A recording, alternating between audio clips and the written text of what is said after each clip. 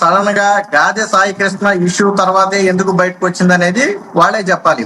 అయితే ఇక్కడ గాదె సాయి కృష్ణ విషయంలో ఒక స్టాండ్ కావాలి ప్రస్తుతానికి. ఏంటి, మీరు జరిగిన అన్యాయాన్ని ప్రశ్నిస్తారా? ఒక వ్యక్తికి అన్యాయం జరిగిందంటే, లేదా ఆ సామాజిక వర్గాన్ని ప్రశ్నిస్తారా? లేదు ఆ వ్యక్తి కాపు సామాజిక వర్గం కాబట్టి మేము ఆ స్టాండే తీసుకుంటామంటే, ఈ ఘటనలో ప్రధాన పాత్రగా ఆరోపణలు ఉన్నటువంటి సిఐ కూడా అదే సామాజిక వర్గం, మీరు ఆయన కూడా అండగా నిలబడాల్సి వస్తుంది. లేదు మేము జరిగిన ఘటనని తీవ్రంగా ఖండిస్తామంటే ఇక్కడ అసలు కులాలతోనే పని లేదు, కాపు కులమా లేకపోతే రెడ్డియా లేకపోతే ఎస్సీయా ఎస్టీ అనేది అది సంబంధమే లేదు.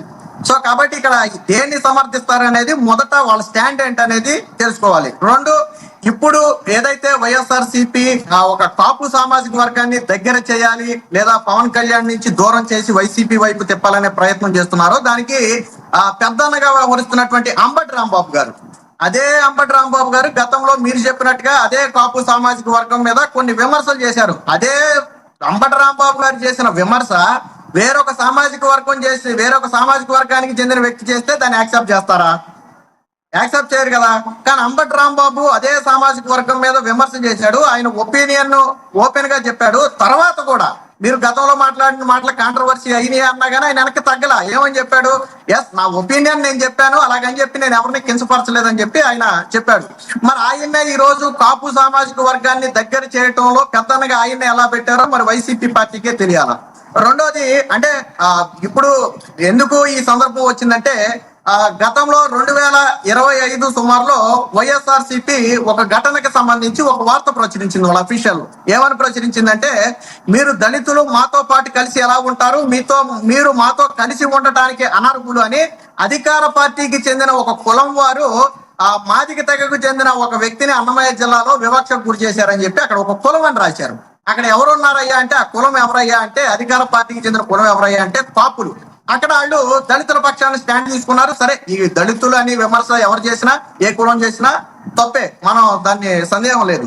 ఇప్పుడు అదే వైఎస్ఆర్సీపీ అఫీషియల్ లో కాపు యువకుడు జనసేన కార్యకర్త సాయి కృష్ణను లాకప్ లోనే చంపేశారు, అయినా కాపు సంఘ నేతలు స్పందించట్లేదు, లేదా కాపు సంఘ నేతలకి అంటే పవన్ కళ్యాణ్ ని టార్గెట్ చేస్తూ కాపు సంఘ నేతలు పై పొజిషన్ లో ఉన్న దీన్ని ఎందుకు మాట్లాడలేదు అన్నారు. అక్కడేమో దళితుల స్టాండ్ తీసుకున్నారు, కానీ అటుపక్క ఉన్నది కూడా కాపు నేతే. ఇక్కడేమో కాపులు స్టాండ్ తీసుకున్నారు. సరే, ఇక్కడ రెండు వైపులా బాధితుడు బాధించబడిన వాళ్ళు ఇద్దరు కూడా కాపులే కావచ్చు. అంటే అవకాశానికి అనుగుణంగా వైఎస్ఆర్సీపీ తీసుకుంటుంది. లేదు కాపులకు కూడా మేము రాజకీయంగా పెద్దపీట వేశాం అని గానా వీళ్ళు ఏదైనా చెప్పదలుచుకుంటే, వైఎస్ఆర్సీపీ పార్టీ కొద్దిసేపటి క్రితం ఒక 5 పదవులు విడుదల చేసింది. మామూలుగా యాదృచ్ఛికంగా నాకేదో గ్రూప్ లో వస్తే నేను ఓపెన్ చేసి చూసా కొద్దిసేపటి క్రితం, 1 గంట క్రితం.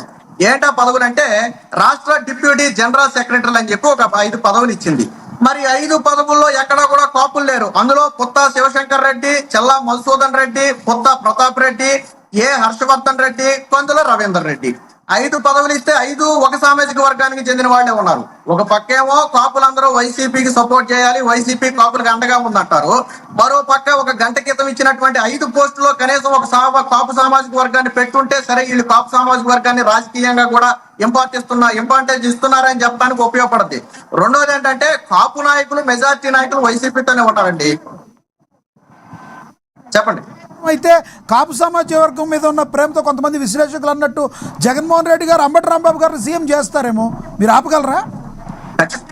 ఖచ్చితంగా యాక్సెప్ట్ చేయొచ్చండి, తప్పలేదు. జగన్మోహన్ రెడ్డి గారు ఓపెన్ గా ఎస్ ఈసారి నన్ను గెలిపించండి, నేను పార్టీని చూసుకుంటాను, ఒక కాపు సామాజిక వర్గ నేతను నేను లీడర్ని చేస్తానని చెప్తే ఈసారి నిజంగానే కాపు సామాజిక వర్గం మొత్తం జగన్మోహన్ రెడ్డి గారు వెంట రావచ్చు. వాస్తవానికి ఇప్పుడు కావచ్చు, మొన్న కావచ్చు, కాపు నాయకులు వైసీపీతోనే ఉన్నారు. కానీ కాపు ప్రజలు కాపు సామాజిక వర్గంతోనే కాపు సామాజిక వర్గమే వైసీపీతో లేదు. మీరు జనసేనలో గట్టిగా 4 కాపుల పేర్లు చెప్పండి అంటే మీరు తడుపుకోవాలి, కానీ వైసీపీలో 4 కాపుల పేర్లు చెప్పండి అంటే మీరు తడుపుకోవాలి. అంబటి రాంబాబు కావచ్చు, అమర్నాథ్ కావచ్చు, కన్నబాబు కావచ్చు, తోట త్రిమూర్తులు కావచ్చు, మెజారిటీ పేరున్నటువంటి లీడర్లు, రాష్ట్రం మొత్తం తెలిసినటువంటి లీడర్లు అందరూ కూడా వైసీపీలోనే ఉన్నారు. కానీ సామాజిక వర్గమే లేదు. ఎందుకు లేదు అంటే దానికి చాలా రీజన్స్ ఉన్నాయి. ఇప్పుడు కాపు సామాజిక వర్గానికి సంబంధించి వాళ్ళు సరే ఒక సామాజిక వర్గాన్ని ఏకతాటి మీదకి తీసుకురావాలనుకోవడం వాళ్ళ వ్యక్తిగత విషయం, నేను కాదని నేను అనలే. కానీ అయితే గతంలో కాపులకు ఇచ్చినటువంటి రిజర్వేషన్ అనేది జగన్మోహన్ రెడ్డి గారు రద్దు చేసినప్పుడు ఇదే కాపు సామాజిక వర్గం గానీ నిలదీసి మీరు రద్దు చేయొద్దని చెప్పుంటే ఈ రోజు వీళ్ళందరూ కాపు సామాజిక వర్గానికి సపోర్ట్ గా మేము ఉన్నామని చెప్పడానికి బాగుండేది. అలాగే కాపులకు ఇచ్చే రుణాల విషయంలో అన్యాయం జరిగినప్పుడు ప్రశ్నించుంటే బాగుండేది. జగన్మోహన్ రెడ్డి గారు 2019 ఎన్నికల సమయంలో కాపుల సంక్షేమానికి ఏటా 2,000 కోట్ల చొప్పున 5 ఏళ్లలో 10,000 కోట్లు ఖర్చు పెడతానని చెప్పి ఆయన ఒక మాట చెప్పారు. అది ఓపెన్ గా చెప్పిన మాట.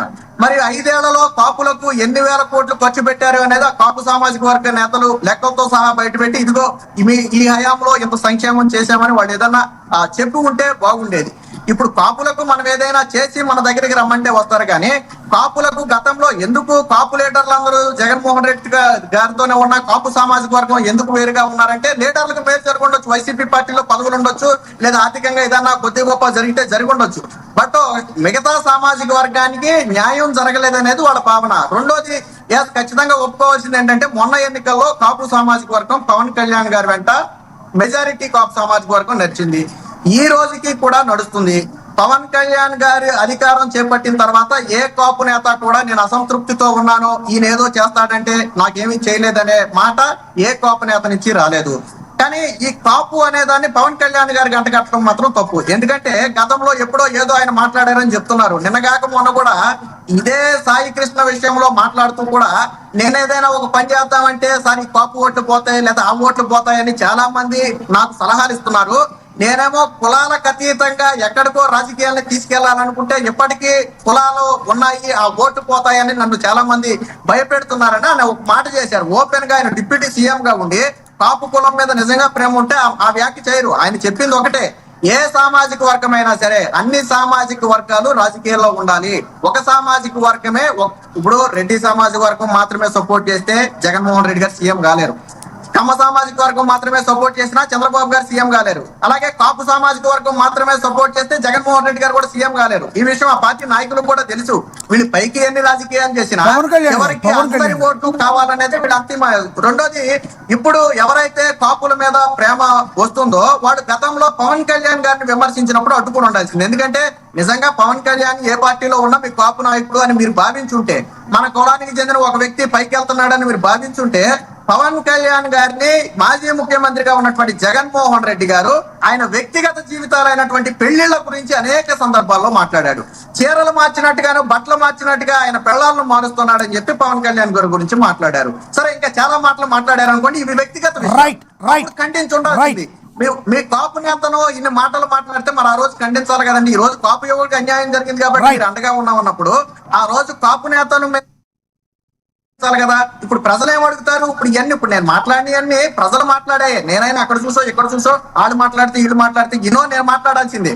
కాబట్టి ఇప్పుడు కాపు నేతలుగా ఎవరైతే చెప్పుకుంటున్నారో వాళ్ళు గతంలో జరిగినటువంటి ఘటనలకు గన ప్రజలకు ఎక్స్ప్లెనేషన్ ఇవ్వగలిగితే అప్పుడు ఏమో కాపు సామాజిక వర్గం నమ్ముతుందేమో. రైట్ సుధాకర్ గారు, ఎస్ కంక్లూడ్ చేద్దరుగా నాగండి. ఎస్, మీరు కంక్లూడ్ చేయండి కారుమంచి రమేష్ గారు. అయితే కంక్లూడ్ చేసే ముందు గాది వెంకటేశ్వరరావు గారు నిన్న ఒకటి అడిగారు. ఏదైతే సాయి కృష్ణని పరామర్శించేందుకు వెళ్ళిన జగన్మోహన్ రెడ్డి గారికి అదే రెడ్డి సామాజిక వర్గంలో మరి సాయి కృష్ణ చేతిలో చనిపోయిన నవీన్ రెడ్డిని ఎందుకు పరామర్శించలేదు, రెడ్డి సామాజిక వర్గం అంటే మీకు కోపమా, ఎందుకు పరామర్శించలేదు అని గాది వెంకటేశ్వరరావు గారు అడిగారు. ఏం చెప్తారు మీరు? లక్ష్మీనాథ్ గారు, అసలు సాయి కృష్ణ విషయం గురించిను మీరు నవీన్ రెడ్డి విషయం గురించి గాదే వెంకటేశ్వరరావు గారు పోలిక చేయడం ఆయన సీనియర్ రాజకీయ నాయకుడిగా ఆయన యొక్క అపరిపక్వతకు నిదర్శనం. ఎందుకంటే అక్కడ ఇద్దరు స్నేహితులు కొట్టుకున్న దాంట్లో ఒక బీర్ బాటిల్తో పొడుచుకున్న విషయం అది. కానీ ఇక్కడ ఒక వ్యవస్థ, ఒక ప్రభుత్వం, ఒక వ్యవస్థ, పోలీసు వ్యవస్థ అనేది, ఆ పోలీసు వ్యవస్థలో పనిచేస్తున్న ఒక సిఐ ఒక వ్యక్తిని హత్య చేసి శవం కూడా కనిపించకుండా దాన్ని దహనం చేసి ఆఖరికి బూడిద కూడా దొరకకుండా చేసిన వ్యవహారం ఇది. ఈ వ్యవహారానికి నవీన్ రెడ్డిని అంటే గాదే వెంకటేశ్వర గారు నాకు కూడా బాగా తెలిసిన వ్యక్తి. నేను కూడా డిబేట్లో ఆయనతో చాలా సార్లు పాల్గొన్నాను. మరి ఆ విధంగా ఆయన